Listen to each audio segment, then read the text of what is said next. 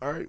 Welcome to another episode of Taste Up Your Own Medicine. This is your new favorite podcast. It's your boy Zay4life, and I got Lane the Main. Tell you what's up to him, Lane. How's it going, y'all? All right, and today we got a couple of nice few topics. First topic of the day is going to be, how do you feel about the name the Washington football team, or football club, I'm sorry. No, they're the football team, and that's going to be just a joke for the next 20 years. I don't think you stand after this year. I think after this year, I don't care. It's the Washington football team as far as I'm concerned. I feel like for you, like for the first 5 months of them being in the team still, I'm still going to say the Redskins. Well, everybody is, but I still am going to make fun of them for Washington football team. I can't wait to play as the Washington football team when Madden 21 comes out. And it's just a big W too. So like, they didn't even try to be creative with it at all. I mean, but it's still cool though. It's at least good that they got a name real fast like they did. I thought it was going to last and all the way until the season started. I mean, they took one word out and then put another one in. The Washington football team. Like 2 words. The Washington football team. Yeah. You can't forget the. Oh, I'm sorry. That makes it so much better.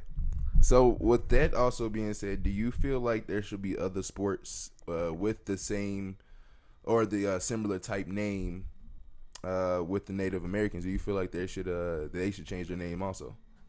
Honestly, I think sports is sports, and I really could care less. I mean, if it's going to happen, it's going to happen. I'm not against it either way. I think I'm not against it, but at the same time, I think if you're going to change one sport or change one team name, like you change the Redskins name, I think you should change. Like we have Chicago Blackhawks, we have Atlanta Braves, we have Cleveland Indians. You know, and the list goes on and on. You know, I think if you change one, then you should consider in your mind changing all the ones that are associated with sports. I mean, I guess, but again, I'm not against it either way. If it's going to happen, it's going to happen. It'll happen naturally. All right, but I'm excited for football season that is starting up. I think we all are. I'm glad that we really don't have any delays going forward. I think there's a lot of potential for some shockers this season. Out of every division, just with all the COVID opt-outs. I mean, you got teams that are losing 5 or 6 players, and then teams that are only losing like 1 or 2. Yeah. So I think these are key players 8. Sometimes. Was it like Patriots with 8? They're missing like 8 or 10 players. Yeah, and they're missing some key players, so it's going to be interesting to see what happens. I'm excited to watch the Tampa Bay Patriots, though. The Tampa Bay Patriots. Very excited for the Tampa Bay Patriots. It basically is, man. You bring their offense there. You got Rob and you got Tom Brady. I mean, then they have a decent offensive line. They've got a decent defense. You got Rob Gronkowski. You got Mike Evans. Do you feel like Mike Evans is a top receiver? With Tom Brady, anybody is a top receiver. But before and probably after Tom Brady, Mike Evans as a solid receiver. Mike Evans proved that he was. I mean, he was playing with nobody quarterbacks.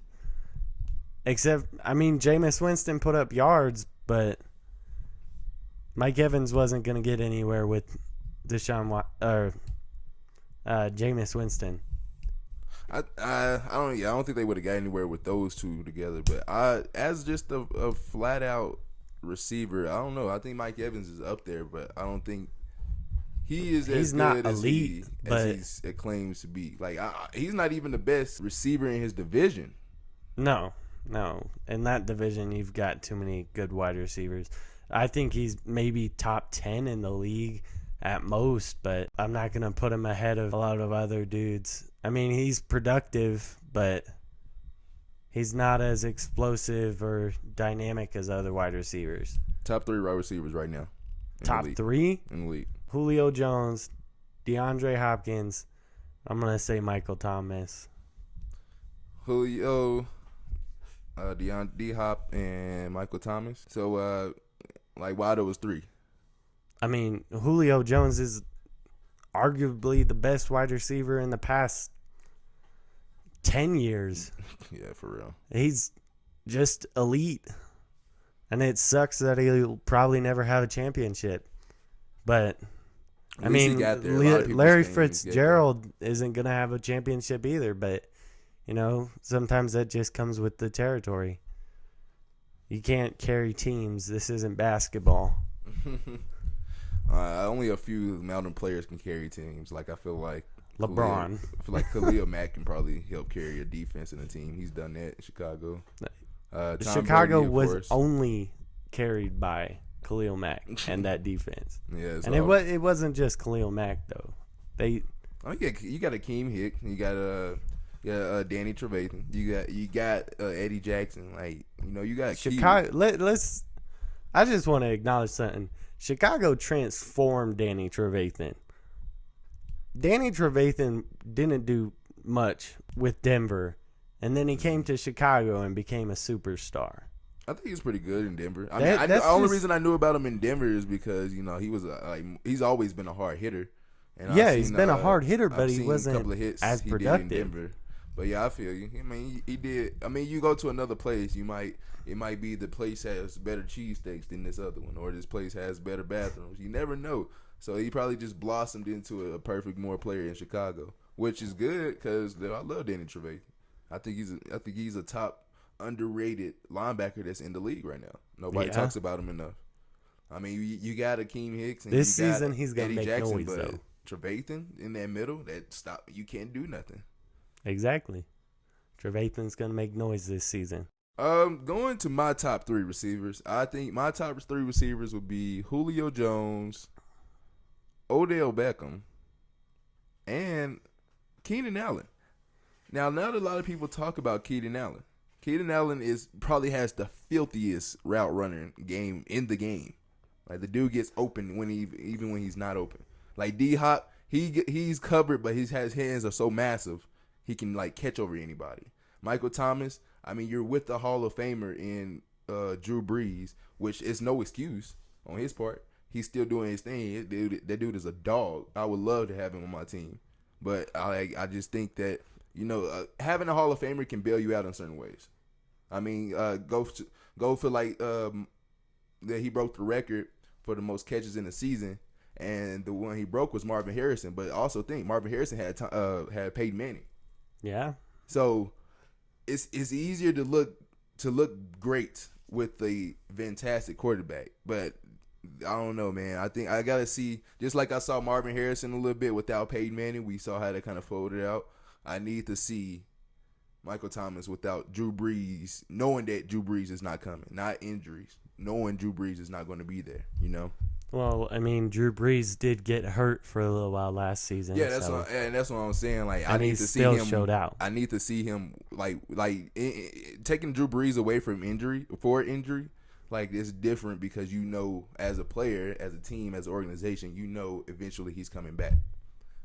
What about retirement, as in, you know for a fact this man is not coming back? That's where I want to see if Michael Thomas is actually going to be Michael Thomas or if he's just going to be just Michael Thomas, you know? Well, and Julio Jones, his resume speaks for himself. Julio Jones' resume speaks for itself. Odell Beckham, the guys, like, it was a point at a time, him and Antonio Brown was number 1 and 2 in the league at receiving, or as receivers, in my opinion. It's because they can do everything on the field. You can play running back, you can play wide out, you can play slot, you can play quarterback. Seen both of them kick the field goal before. And I seen one kick the punter. But the infamous play. I will never forget that play. I don't know what I think I was watching the highlights and they showed it for like 10 minutes and I cried laughing for the whole 10 minutes. I watched that shit live at a sports bar. I was watching the Bears game and I look over at another screen and Antonio Brown is just Sparta kicking the punter and I started dying. That was insane. But it shouldn't have been a flag, though. Yeah, it shouldn't have been. It's like, what do you really do? He like, was what do you trying to hurdle him. Like, what do you call? Like, what do you like as a ref? I would probably just sit there with a whistle in my mouth, like, I can't. I don't know what to call. Like, do we You unsportsmanlike can't. conduct. It's not really anything. He was trying to hurdle him. It was very obvious. Yeah, and then that dude punter said, no hurdle, and got his ass kicked in the face. Man, I feel like Keenan Allen is the most slept on receiver in the league, even though a lot of people give him his credit, his props and all. But Keenan Allen is a dog, man. That dude knows how to play receiver. That man is a great receiver. And it's going to show, it will really show and help back up my argument too if he does the same thing that he's doing with Justin Herbert. Like now, out of all my receivers that I name in my top 3, he's the only one that's going to have a quarterback change. So will he still be able to be effective with another quarterback? That's the thing we have to see. But that was a pretty good list. But your top running back in the league, who you think it is? Top running back right now? Right now. Right now it's Derrick Henry because nobody can stop him. Fucking defensive end that's running the fucking 4-4. Not even a defensive end. The man's built like an offensive lineman. Man. He's not that big, but he is. He doesn't weigh nearly as much as an offensive lineman, but he's built like it. He's so 50, you can't 50 pounds him. away. He's like 250 at 6'3". Exactly. Like, you dude. can't bring him down. And he runs a 4.5. Are you kidding me? That's not possible to stop. I mean, it is because you're in the NFL, but who wants to tackle that? Yeah, that's the thing. That's when you start thinking about it. And it kind of, I can see where people have certain different arguments. Like, why would you wait to the end of the year or end of games to just feed Derrick Henry the ball over and over? Well, if you think from a defensive mindset, if I'm a little ass corner or a little ass safety, and I see this freak train coming at me 5 times within like the last 10 plays, I don't want to tackle him after that 5th time. I'm like, dude, like I just have to tackle him. I just struggled 2 times in a row trying to tackle him. I mean, the only thing you can do is go for his legs and hope. And hope that you can get him because this man is like fast and can hurdle. It's like back in the day with beast mode, but Derrick Henry's quicker and bigger. He's just a running back that doesn't go down, and that's what Marshawn Lynch was. That's a great comparison. Marshawn Lynch and Derrick Henry, they're basically the same back. You got beast mode and beast mode 2.0. Exactly. I honestly think Derrick Henry, of course, I am a Titans fan, so I have my biased opinions. But at the same time, I feel like the best running back in the league who is going to prove it again, because he hasn't fell off since he got in, and I hate him. I hate Ohio State. Ezekiel Elliott. Ezekiel Elliott has been on the tear since coming in the league. He has not slowed down. He's only lost 200 yards in his total since last year. Like, there's not much. Touchdown, like a couple of more touchdowns actually. Like, dude, Ezekiel Elliott came into the league with high hopes and crushed those high hopes. Got to the playoffs multiple times. Made Dak look like Dak is asking for more money thanks to Ezekiel Elliott. Yeah. Thanks to Ezekiel Elliott. I mean, honestly, of course, Amari when Cooper and Dak all Prescott and Ezekiel Elliott came in, nobody expected the Cowboys to do anything. They were like, oh, they're just some bum rookies with high expectations they can't live up to. So, I mean, they both lived up to it. Nobody expected them to. And it's not even close, man. Like, his first year in the league, he had almost 1,500. He had 1,600 yards. Yeah, I remember because he came close to breaking Eric Dickerson's rookie rushing record. And that's amazing to see that he's had 1,000 yards in each of his seasons except his second season where he still totaled up 983 yards. And it's just in my opinion it shouldn't be no question, because the only reason we look at like now Derrick Henry, we look at Christian McCaffrey, it's like when somebody's on TV so many times and they do like one amazing play, 2 amazing plays, carry us through the whole playoffs. Christian McCaffrey, this dude is fucking amazing. And like you see that on TV, you're just like, okay, now that's the best receiver, or that's the best running back, that's the best person. You don't actually take nobody nowadays that's watching, spectating. They don't take time to actually know the game and learn the game and watch it fully. No, I respect Ezekiel Elliott. I hear where you're coming from, but and I respect Ezekiel Elliott's game, but my big thing is take away that offensive line, and what does he do? Yeah, okay. I mean, he came into league, and you have basically a Pro Bowl offensive line, so of course you're going to be able to run like that. I mean, you look at what Jordan Howard did that same season. When Jordan Howard and Ezekiel Elliott came into the league at the same time, Jordan Howard with Chicago, Jordan Howard put up, it was around 1,200, 1,300 yards without an offensive line. But Ezekiel Elliott had an offensive line, so he could put up those yards. And that's something that Derrick Henry doesn't really need. He doesn't really need an offensive line, and that's why I think he's better than Ezekiel Elliott in some ways. Yards and production-wise, feed Zeke for sure. But you give the ball to Derrick Henry in crunch time, you can go anywhere. I feel. I mean, you seen in crunch time what the hell we did. He'll just truck you. Truck you and keep going. And ask you how your day was. Exactly. He'll even give you a kiss goodbye. A little pat on the head. See you tomorrow. Yeah. You have dinner. Have breakfast on me. I think that's a good.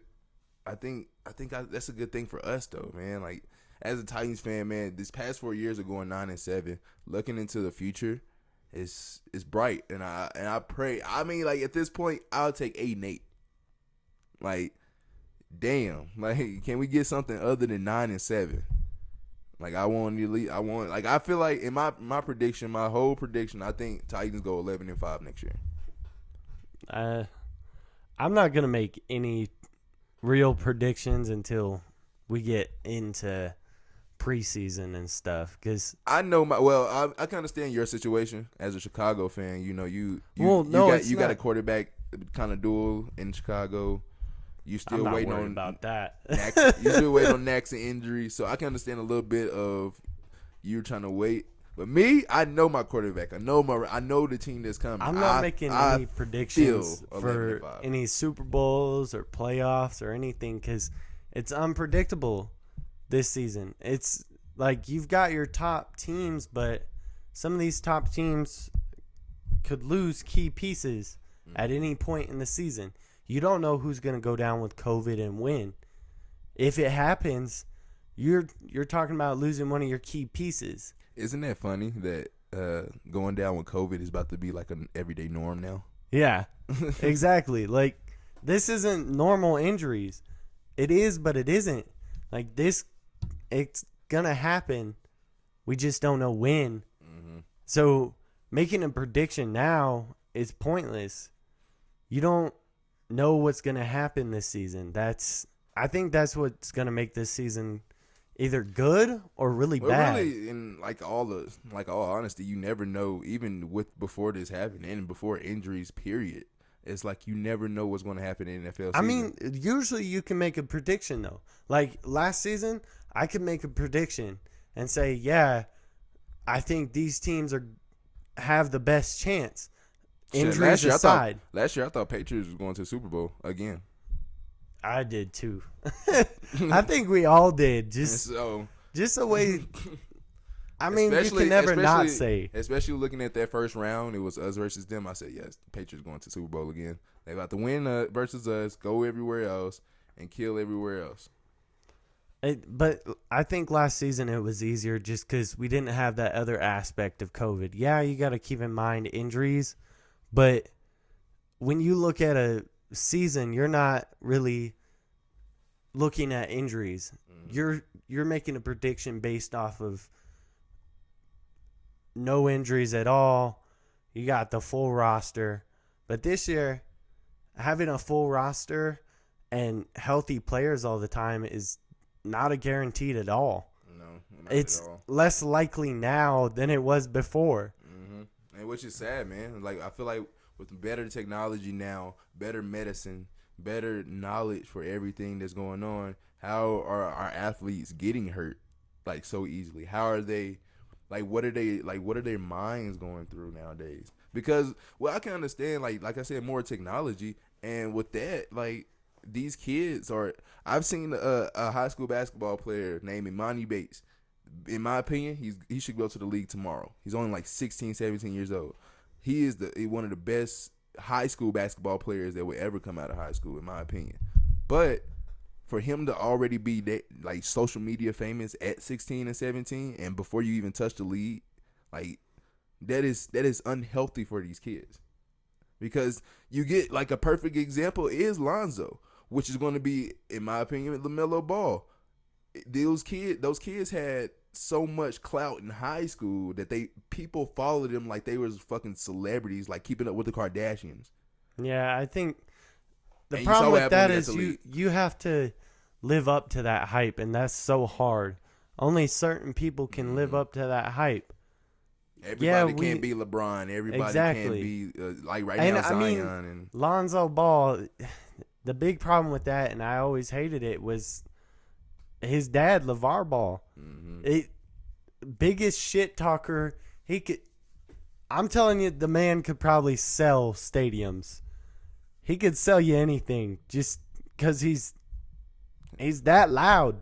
His voice is very powerful though. Like you when you hear LeVar talk, you be quiet. Exactly. It's because either he's gonna say something stupid or you want to hear what he's gonna say. Exactly. Or true, actually. Like I think sometimes he says some true shit, some real shit. I mean, sometimes I think that's kind of why Lonzo got drafted so early because of his dad. Yeah, he had a good high school career, and did he even go to college? Yeah. I don't.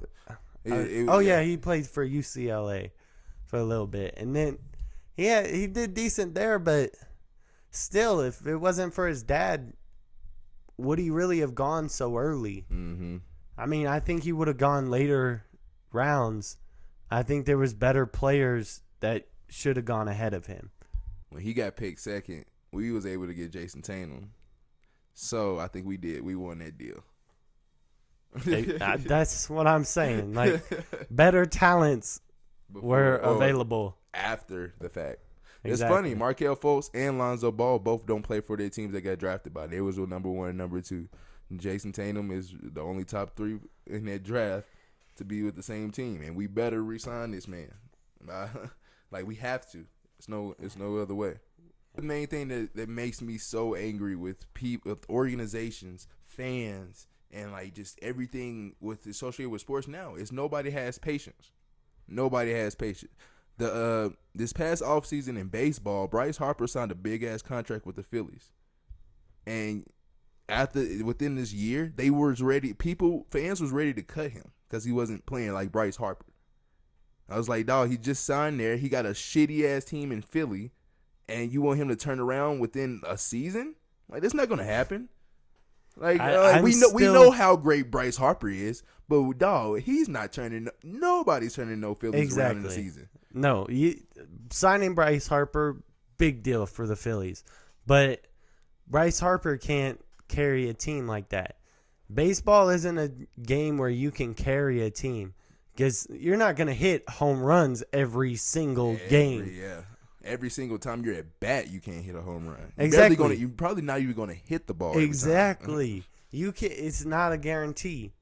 Like, you got to give somebody like that a break. We don't expect Mike Trout to go out and hit a home run every 5 seconds. I mean, you do, but it's not going to happen. Like, a good example is like Aaron Judge. I feel like Aaron Judge, every time he's at the plate, he's going to hit a home run. But exactly, he does it, and so that's the same Garcon way. Stanton, another one, crushes the ball. Whenever Aaron Judge and Garcon, I'm pronouncing his name wrong, and people are going to be like, you're saying it wrong. But I don't care. Gersal Stanton, he hits the ball, and they just tear the cover off the ball. But that's not going to happen every single time. Exactly. It can't. I just hate the fact that we try to rush. A lot of people try to rush the process of the sports. And like you can't rush the process. That's why I respect Joel Embiid out of everybody the most. He's the only one I literally can say he told y'all from day one, trust the process. Don't give up on me because of my injuries. Don't, because we're gonna be like terrible for the first few years. Don't flake on us. Trust the process. And what's happened there is Philly, when Ben Simmons and Embiid are healthy, they are a top team in the league, not just the East, the league, top team. And that's trusting the process. It took time. It took patience.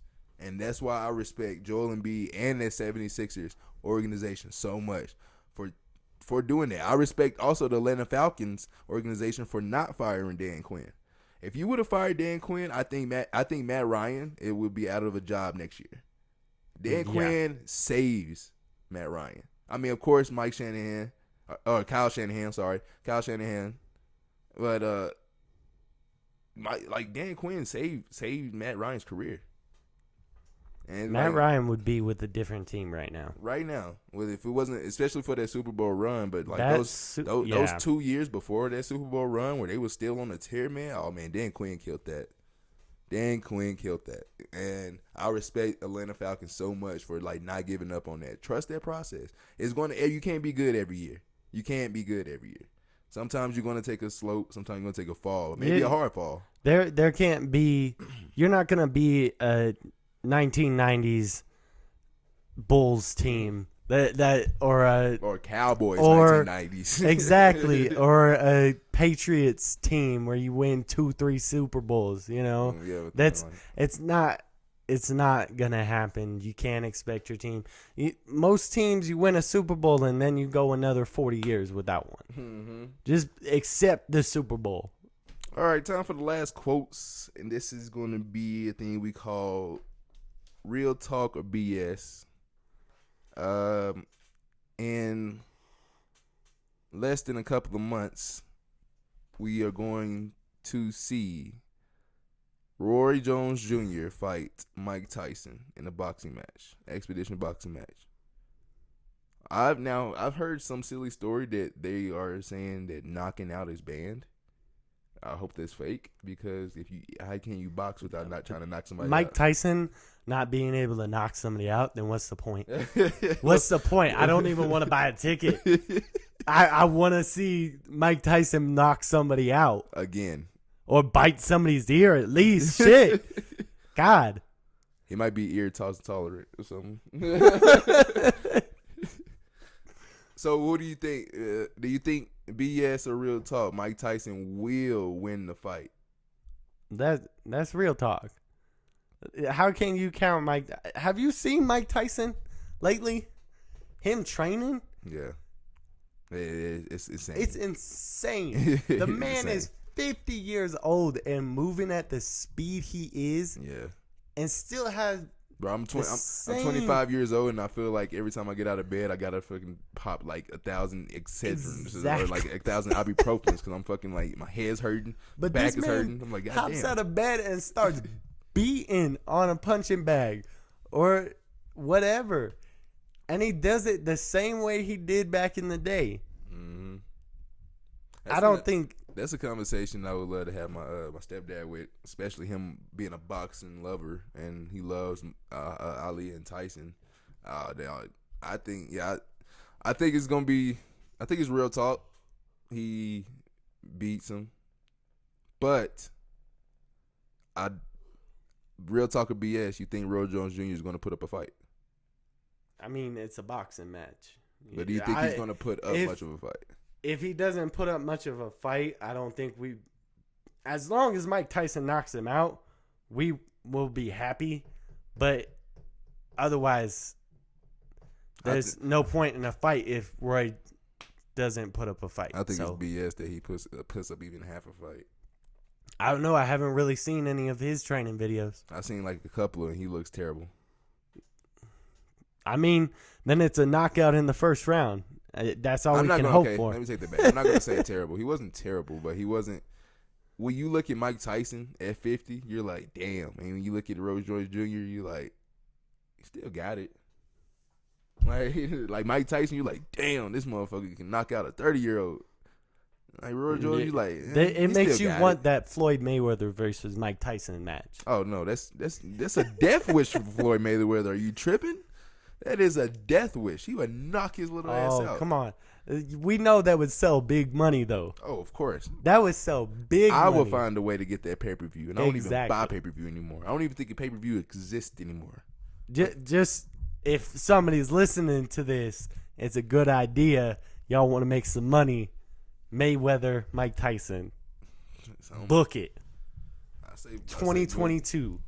Mike Tyson gonna go into Mike Tyson mode. Like he gonna go into his mid-20s mode if he fight Floyd. That boy gonna be staring at him the whole time. I think it'll be a good fight. Knock his ass out. I feel like it'd be a good fight though.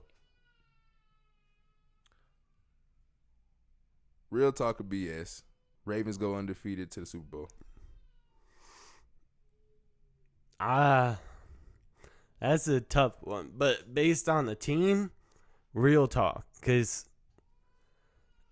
I don't see anybody else who can truly stop them. Except for maybe the Titans or the Chiefs. Mm-hmm.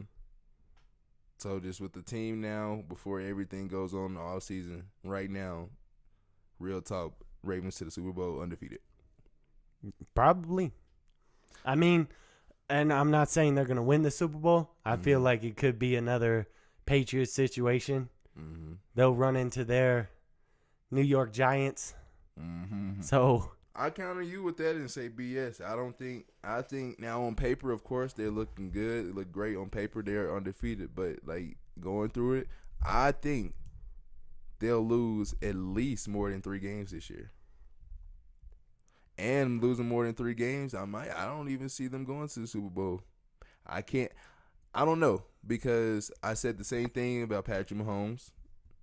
And when he won his MVP, the next year I was like, I don't see them going to the Super Bowl. And they won that motherfucker. So they didn't just win that.